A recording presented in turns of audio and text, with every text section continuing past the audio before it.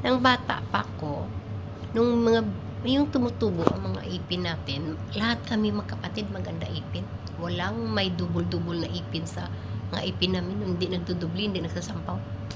Kasi ang lolo namin, pag binunot ng amin ipin, at pagtubo ng ipin namin, ang nakikita ay parang hindi tama, hindi tadlong, parang nagkiwi. Alam niyo kung anong ginagawa? Kumukuha sa ng dahon ng saging. Yung medyo hindi pa na-open lahat, yun ang nakapulupos pang dahon ng saging. Yun, kukunin niya, tapos iinitin niya. Yun. Ano niya dun sa baga? Painitan niya dun sa baga, medyo maligamgam. Yung ipin namin na hindi maganda pagkatubo, ginaganda niya. Iniipit sa dahon na medyo mainit. Kaya, pasunod, makikita mo lang naka-straight na yan, pantay na yung tubo. Kaya maganda ipin namin dahil inalagaan niya sa ulo. Sa ang lulo namin noon. Pero ngayon, dami dintis, di ba? Lagyan mo ng bris. Di ba? Ngayon, nagbibiris ka na, di ba? Pero noon, ipin namin plaster na lahat.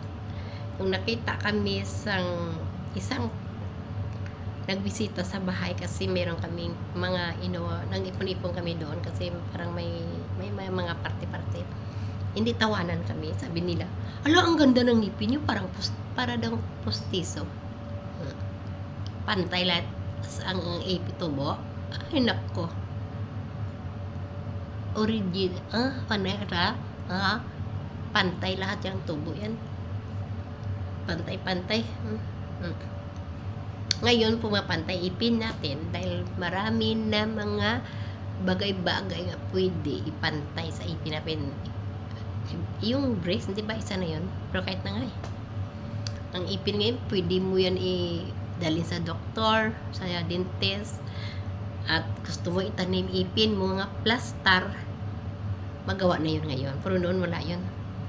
At kaya lang, medyo mahal. Kung kaya mo naman di ba? Tayo mahirap, hindi natin yun kaya.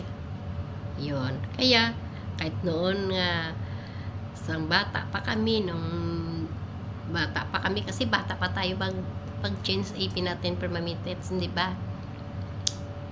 Yun na, mabunot ang luma, so papalit ng bago, yun na ang permanent natin.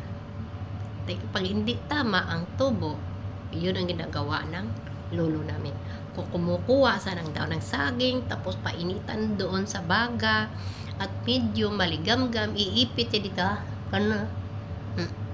yan, para mag-straight tubo. Yun. Lahat kami ganun, ang ganda na ipin namin. Kasi alaga kami ng lolo namin.